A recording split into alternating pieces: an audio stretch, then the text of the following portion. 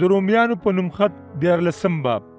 هر څوک چې د اختیار د خاوندانو تابعدار وي، ځکه چې داسې د اختیار خاوند نشته کوم چې د خدای د طرفه نه وي، او کوم اختیار لرونکي چې موجود دي هغه د خدای د طرفه دي.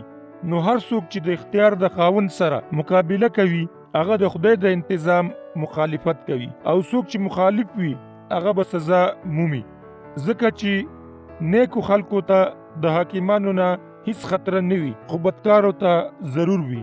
نو که ته چارې د حاکم په وړاندې زلور اوسېدل غواړي نو نیکی کوه، هغه به ستا صفت کوي، ځکه چې هغه ستا د ښېګړې دپاره د خدای خادم دی. خو که چارې ته بدي کوي نه یریږه، ځکه چې هغه په لاس کې توره بې فایدې نه ده اغوستې، هغه د خدای خادم دی او د هغه د غضب موافق بدکارو له سزا ورکوي. نو ځکه تابعدار اوسه، دا نه یوازې د غضب د یری له کبله لازمه ده، بلکې په دې هم چې زړه هم دا ګواهي ورکوي. ته د دې دپاره ټیکس هم ورکوي چې دا ګڼي چې هغوی د خدای خادمان دي او په دې خاص کار کې همیشه مشغول دي.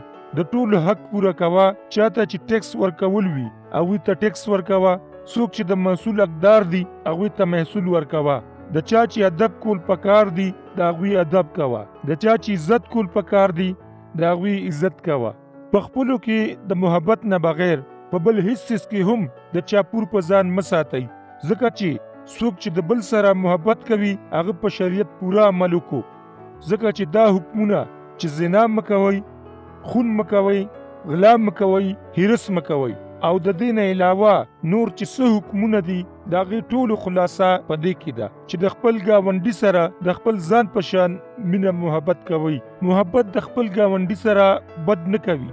په دې سبب محبت کول د شریعت پوره کول دي او د وخت تقاضا پیژنئ، ځکه چې اوس هغه وخت راغلی دی چې تاسو د خوبه بیدار شئ. ولې څه وخت چې موږ ایمان راوړی وو د هغې په نسبت اوس زموږ خلاصون نږدې دی.